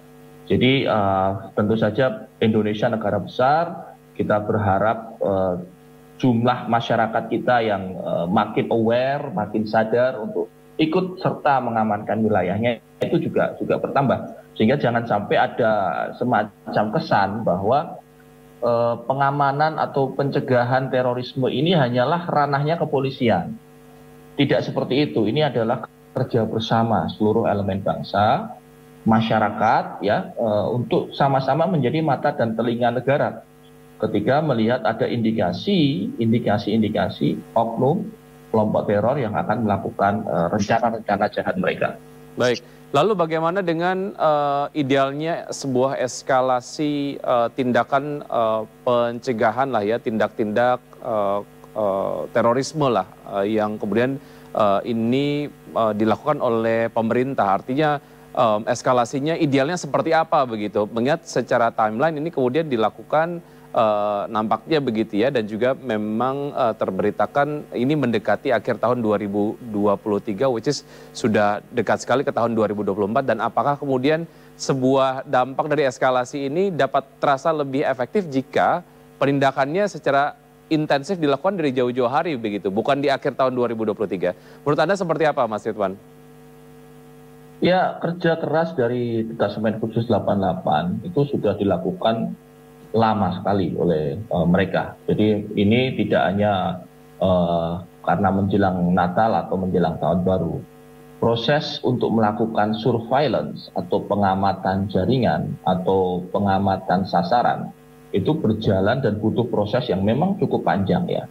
Dan dinamika di lapangan, misalnya agen-agen intelijen Densus 88 kan harus melakukan berbagai cara. Melakukan penyusupan, melakukan penyamaran, menyamar menjadi anggota mereka, mencoba masuk menjadi bagian dari mereka, sehingga mereka tidak sadar bahwa ada anggota dari kelompok teroris itu yang sebenarnya adalah kepolisian atau intelijen Densus 88. Nah, pada saat kemudian ditemukan satu rangkaian rencana serangan yang kemudian sudah firm dan pantas untuk segera dilakukan tindakan penangkapan, maka dilakukanlah penindakan penangkapan itu yang kemudian beberapa hari yang lalu diumumkan oleh Humas Mabes Polri. Akan tetapi prosesnya kita meyakini itu sudah berjalan sangat lama.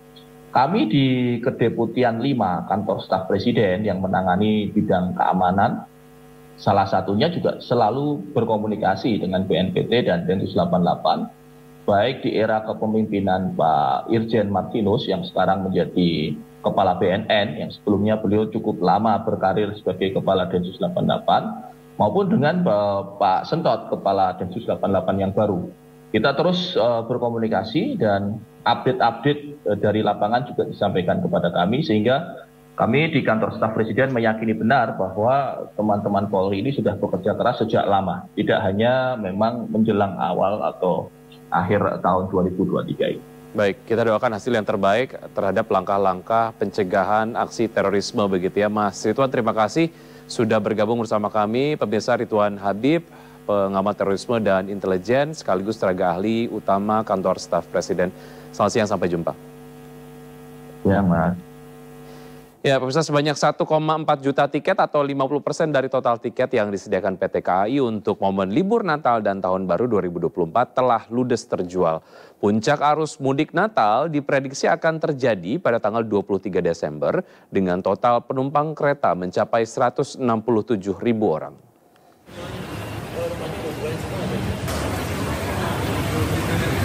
Mendekati Hari Raya Natal dan Tahun Baru 2024, tiket kereta api mulai diserbu masyarakat. Dari 2,8 juta tiket kereta api yang disediakan selama momen masa libur Nataru, sebanyak 1,4 juta tiket kereta api atau 50%-nya telah terjual hingga Rabu siang. Total tiket yang kami sediakan itu ada 2,8 juta tiket. Dan sampai dengan hari ini sudah terjual sekitar 1,4 juta tiket atau 50% dari tiket yang kami sediakan. Meliputi kereta api jarak jauh, menengah, dan lokal. Tujuan favorit di masa libur Nataru ini yaitu dari Pasar Senen menuju Surabaya Pasar Turi, dari Pasar Senen menuju ke Purwosari, dan dari Pasar Senen menuju ke Lempuyangan, serta dari Gambir menuju Yogyakarta dan Gambir menuju Semarang. PT KAI memprediksi puncak arus mudik Natal akan terjadi pada 23 Desember dengan total penumpang kereta mencapai 167.000 orang. Sementara puncak arus mudik tahun baru diprediksi baru akan terjadi pada tanggal 30 Desember mendatang. Masyarakat yang akan berpergian menggunakan moda transportasi kereta api diimbau untuk memesan tiket kereta melalui website resmi KAI atau channel penjualan resmi PT KAI. Dari Jakarta, Rani Sanjaya melaporkan. Pemirsa, jelang Natal 2023 dan Tahun Baru 2024, Polda Metro Jaya menggelar apel siaga Operasi Lilin 2023 di Silang Monas, Jakarta. Untuk mengetahui informasinya, kami sudah terhubung dengan rekan Ahmad Muharlin di kawasan Monas. Selamat siang, Muharlin. Seperti apa persiapan Operasi Lilin tahun ini dan adakah kemudian yang berbeda dari tahun-tahun sebelumnya?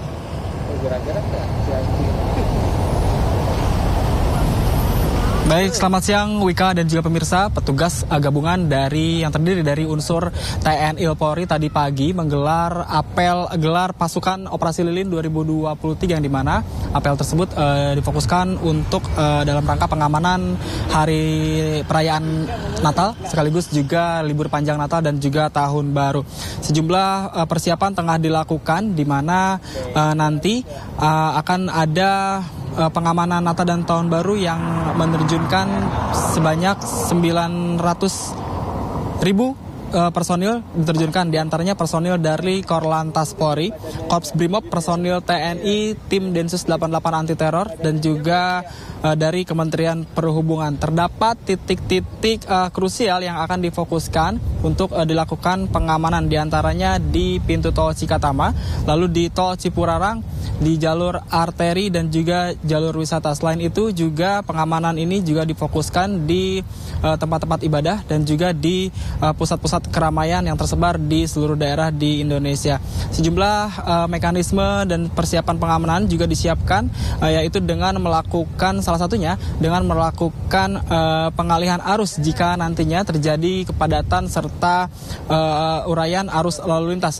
Lalu akan diberlakukan juga sistem kontraflow dan juga sistem satu arah, di mana operasi lilin ini akan digelar selama 12 hari ke depan selama masa libur Natal dan juga Tahun Baru. Petugas juga telah mendirikan sebanyak 100.000 titik pengamanan dan pos-pos terpadu yang tersebar di wilayah Indonesia. Untuk itu kami mengingatkan juga kepada masyarakat yang akan melakukan atau merayakan Natal sekaligus melakukan libur di Natal dan juga Tahun Baru ini untuk memastikan yang paling utama adalah memastikan kondisi rumah dalam kondisi aman dan terkunci begitu. Lalu untuk masyarakat yang juga akan nanti berpergian melakukan liburannya untuk mengecek kendaraannya terlebih dahulu dan memastikan kendaraan mereka dalam kondisi baik sehingga para masyarakat ini akan bisa melakukan perjalanan atau mengisi liburan dengan aman dan nyaman. Kembali ke Wiki di studio. Baik, Muharlin, terima kasih atas informasi yang Anda sudah sampaikan. Selamat bertugas kembali.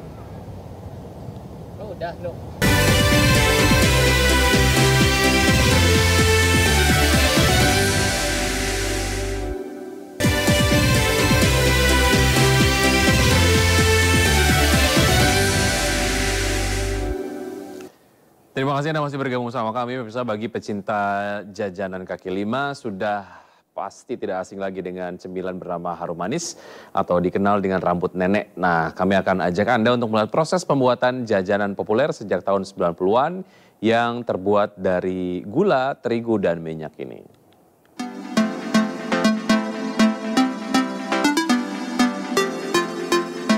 Harum manis atau rambut nenek menjadi jajanan tradisional populer sejak tahun 90-an hingga kini. Salah satu yang masih menekuni usaha kuliner berbahan dasar gula pasir ini adalah Supriyono. Usaha rumahan yang dikelola sejak tahun 2005 ini berada di Kedung Badak, Kecamatan Tanah Sereal, Kota Bogor, Jawa Barat. Proses pembuatan rambut nenek ini sangat sederhana dan tidak membutuhkan waktu yang lama. Bahan-bahan untuk membuat rambut nenek, gula pasir, tepung terigu, dan minyak goreng dimasak hingga jadi adonan gula. Proses dilanjutkan dengan menarik adonan gula secara berulang kali hingga membentuk lembaran rambut nenek. Harum manis, ya anak-anak mah bilang rambut nenek. Bahannya sih simpel, cuma gula, tambah tepung terigu sama minyak sayur. Rasanya yang manis dan tekstur yang unik membuat rambut nenek digemari anak-anak hingga orang dewasa. Dalam sehari, Supriyono dapat memproduksi rambut nenek sebanyak 25 hingga 30 kg. Rambut nenek ini dijual dengan harga Rp42.000 per kilonya dan dipasarkan kepada para pedagang eceran. Dari Bogor, Jawa Barat, Andi Firmansyah, iNews melaporkan. Ya, memberi makan ikan laut di terumbu karang dan mempesona menjadi sensasi tersendiri saat berkunjung ke Pulau Derawan, Berau, Kalimantan Timur. Layaknya kepingan surga, keindahan pasir putih dan laut yang jernih memanjakan para pengunjung.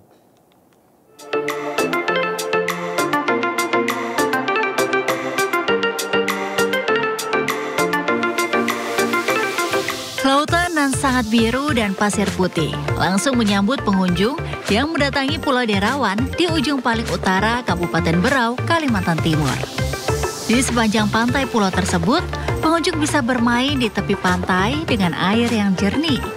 Bahkan karena jernihnya, pengunjung bisa melihat penyu yang mondar-mandir di pantai. Tak hanya itu, pengunjung bisa menikmati terumbu karang di pesisir pulau. Uniknya, ikan-ikan laut di pulau ini jinak dan tidak takut manusia. Sehingga pengunjung bisa memberi makan ikan-ikan tersebut sambil menikmati indahnya terumbu karang. Di musim libur sekolah dan tahun baru ini, wisatawan ke Pulau Derawan diprediksi bakal melonjak. Para pengelola penginapan dan pelancong pun minta untuk selalu menjaga kebersihan agar keindahan Pulau Derawan tetap terjaga. Pastinya seru banget karena banyak pengalaman baru yang kami dapatin di sini. Salah satunya tadi bisa melihat terumbu karang yang bagus-bagus banget dan juga bisa memberi makan ikan secara langsung. Masyarakat lokal, masyarakat yang dari luar Kabupaten Berau berkunjung ke daerah-daerah wisata untuk pertama dapat menjaga ketertiban, kedua semoga dapat berpartisipasi kepada kita semua untuk mengkonsolidasi sampah yang ada. Selain berenang dan memberi makan ikan-ikan lucu di lautan, wisatawan juga bisa berburu oleh-oleh di perkampungan. Di sini, warga lokal banyak menjual berbagai macam jajanan khas suku Bajau yang bermukim di Pulau Derawan, seperti kue sarang semut, kuping gajah, dan juga kue keminting. Dari Berau, Kalimantan Timur, Suhri, iNews melaporkan. Ya, pemirsa, pohon Natal identik dengan pohon cemara. Namun di Papua Barat Daya ada pohon Natal yang terbuat dari kulit kerang dan meraih rekor dunia.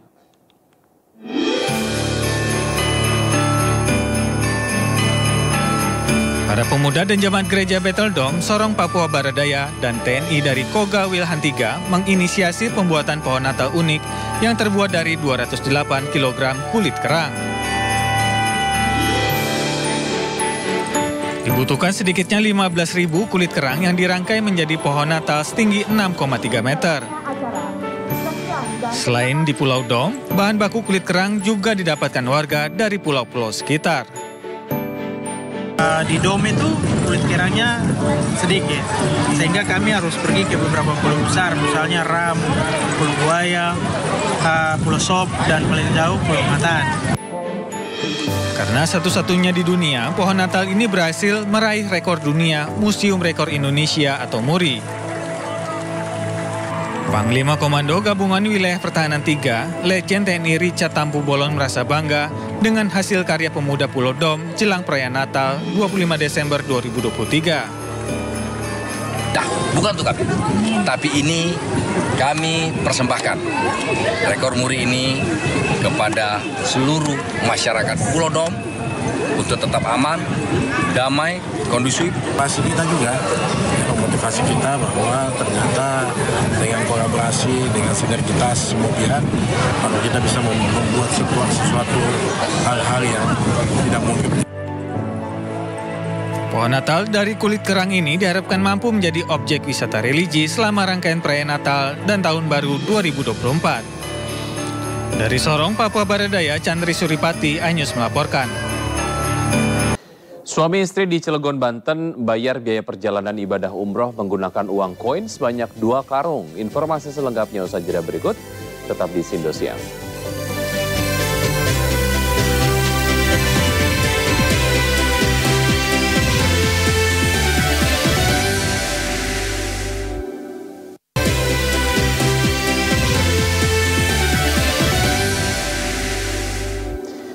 Pemirsa, makanan pedas sudah menjadi bagian penting dari ciri khas kuliner di tanah air. Tak pelak meroketnya harga cabai merah ini sangat berdampak bagi ibu rumah tangga dan pedagang makanan. Bahkan demi memuaskan pelanggan, tak sedikit oknum pedagang makanan memasukkan cabai busuk.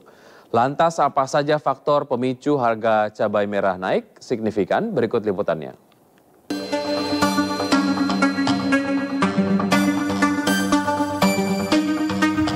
Kenaikan harga komoditas cabai merah dan cabai rawit kian mencekik konsumen. Diduga harga yang meroket dipicu cuaca tak menentu, turunnya produksi dan distribusi yang tidak merata. Harga cabai merah mulai merangkak sejak awal bulan Oktober lalu dan terus naik cukup signifikan. Bahkan harganya tembus hingga Rp480.000 per kilogram di kota Bau-Bau, Sulawesi Tenggara. Yang tinggi harganya apa sekarang? Padi. Itu berapa? Kena 450 1 kilo, 1 liter 160. Kalau per kilo 480. Tingginya harga cabai merah tak hanya membuat ibu rumah tangga bingung. Pedagang makanan yang menjadikan sambal sebagai bumbu wajib pun mulai kelimpungan.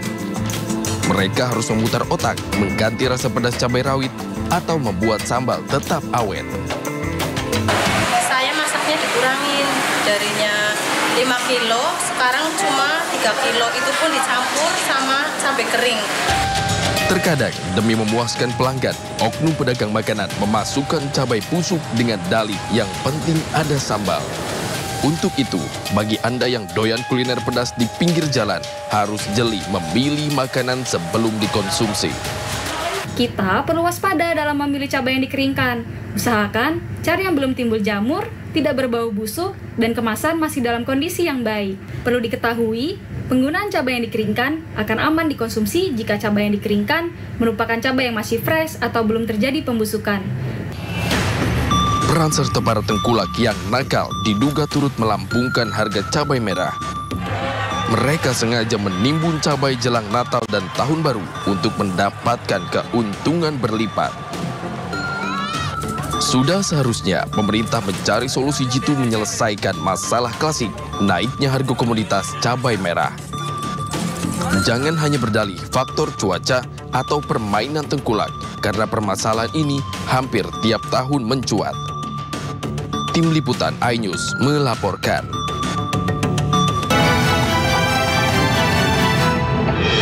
Pemirsa, ribuan ibu muda di Kabupaten Jombang, Jawa Timur ramai-ramai mengajukan gugatan cerai kepada suaminya. Berdasarkan data pengadilan jelang akhir tahun 2023 ini, jumlah gugatan cerai yang telah masuk mencapai lebih dari 2.000 kasus.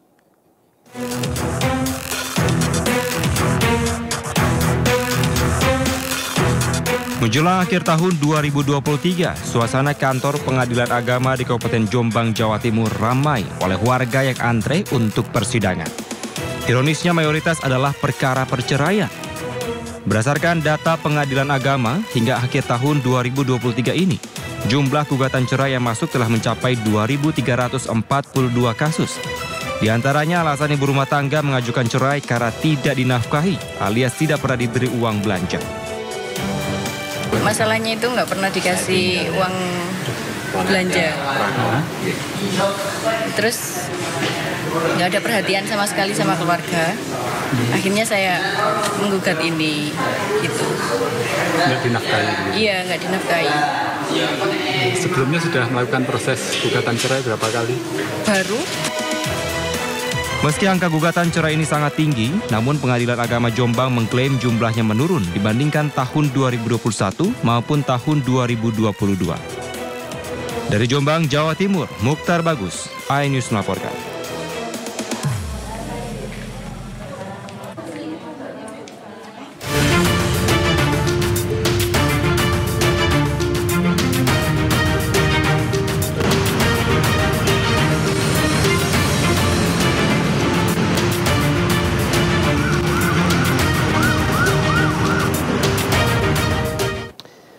Pemirsa, saatnya kita akan simak pantauan arus lalu lintas siang ini. Kami telah terhubung dengan Bribtu Cici dari Anti-MC Polri yang kini berada di kawasan Cawang Uki, Jakarta Timur. Selamat siang, Bagaimana pantauan arus lalu lintas dari tempat Anda melapor saat ini?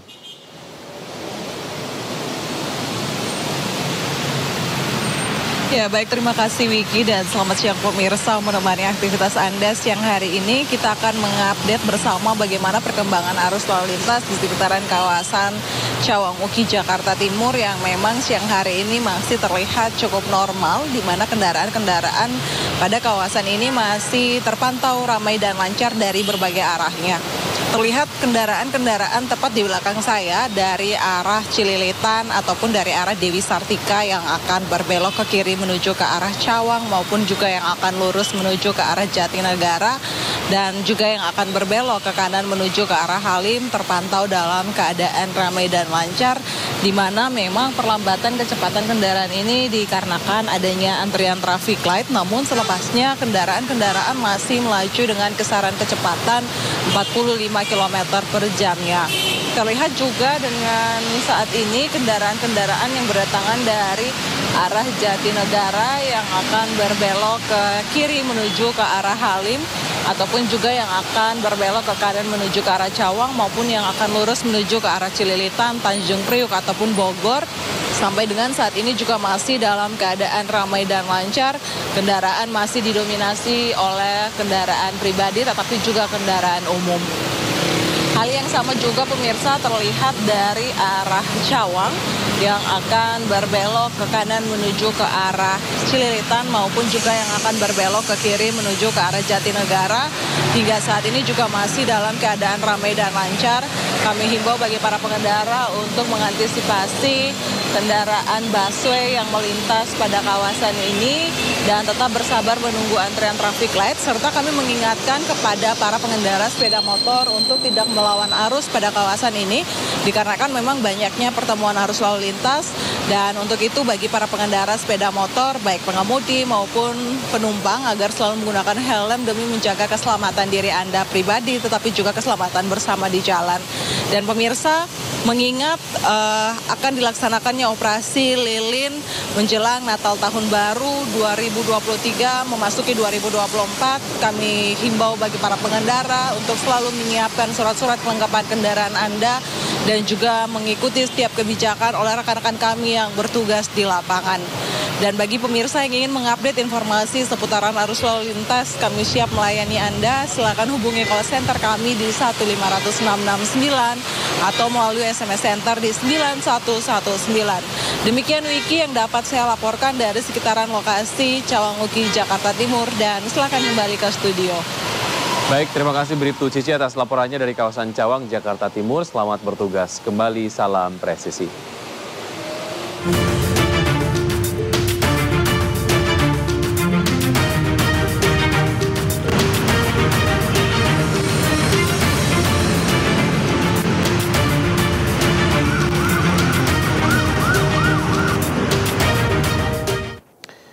Pemirsa, Wakil Menteri Pariwisata dan Ekonomi Kreatif Angela Herliani Tanusudibyo meninjau dan meresmikan Gereja Sidang Jemaat Allah di lereng Gunung Bromo, Kabupaten Probolinggo, Jawa Timur yang telah selesai direnovasi. Kehadiran Angela sebagai Ketua Pelaksana Perayaan Natal 2023 untuk memastikan jemaat Gereja Sidang Jemaat Allah bisa merayakan Natal dengan hikmat.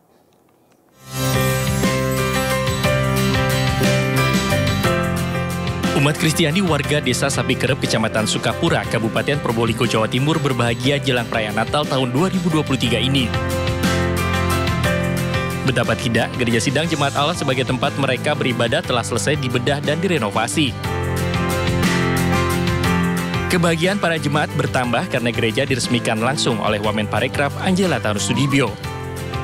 Semoga semangat yang diberikan oleh adik-adik Bromo Kids, semangat yang diberikan oleh Ibu Pendeta dan Bapak, ini bisa dirasakan sampai seluruh masyarakat yang sedang menyaksikan tayangan ini pada hari ini. Dan saya sangat berharap gereja ini sudah diberkati akan menjadi berkat bagi sangat bahagia sekali, sangat bersyukur kepada Tuhan karena doa kami dijawab oleh Tuhan sehingga terlaksananya beda rumah di gereja ini sehingga gereja semakin cantik, jemaat juga semakin nyaman untuk bisa beribadah.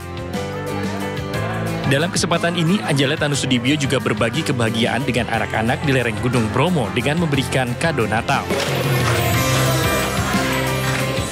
Selain umat Kristiani, di desa Sapi Kerep juga terdapat pemeluk agama Hindu dan Muslim yang hidup berdampingan dengan rukun. Dari Probolinggo, Jawa Timur, Hana Purwadi, iNews melaporkan. Presiden Joko Widodo melaksanakan groundbreaking Rumah Sakit Umum Pusat di Ibu Kota Nusantara, Penajam Pasir Utara. Nantinya rumah sakit yang dibangun oleh pemerintah ini hanya fokus terkait pelayanan penyakit jantung dan stroke. Selain RSUP yang dibangun pemerintah, ada 3 rumah sakit swasta lainnya yang sudah dalam tahap pembangunan. Presiden Jokowi berharap dengan banyaknya layanan rumah sakit di IKN, tidak ada lagi masyarakat Indonesia yang pergi ke luar negeri untuk menjalani pemeriksaan kesehatan dan menjalani pengobatan, karena semuanya bisa dilakukan di dalam negeri.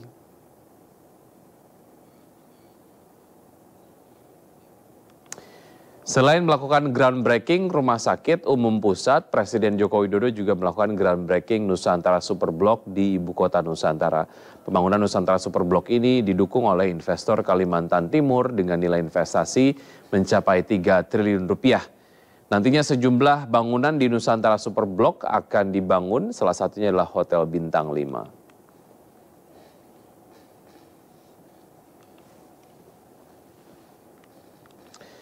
Pemirsa, pasangan suami istri di Cilegon, Banten membuat heboh karena membayar biaya perjalanan ibadah umroh menggunakan uang koin Rp1.000. 2 karung uang koin seberat hampir 50 kg itu pun dibawa langsung ke kantor travel.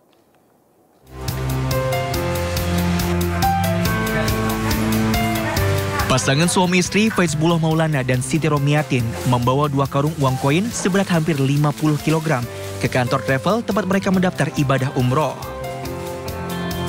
Uang receh berjumlah total 17 juta rupiah ini mereka kumpulkan selama 1 tahun. Hasil penjualan makanan ringan di warung milik mereka. Uang diserahkan ke pihak travel untuk melunasi biaya umroh sebesar 52 juta rupiah. Rencananya pasangan suami istri ini akan berangkat umroh ke Tanah Suci Mekah pada 3 Februari 2024 mendatang. Alhamdulillah koin 1000-an dapat mengumpulin sedikit demi sedikit buat pergi ke rumah Allah untuk ibadah umroh. Umroh? Iya. Total ada berapa, Pak? Total ada 17 juta yang sisanya uang tunai, Pak. Sebelumnya pasangan ini pernah menabung uang koin sebanyak 36 juta rupiah untuk membeli mobil. Rencananya mereka akan kembali menabung uang koin untuk biaya ibadah haji. Dari Cilegon, Banten, Iskandar Nasution, iNews melaporkan.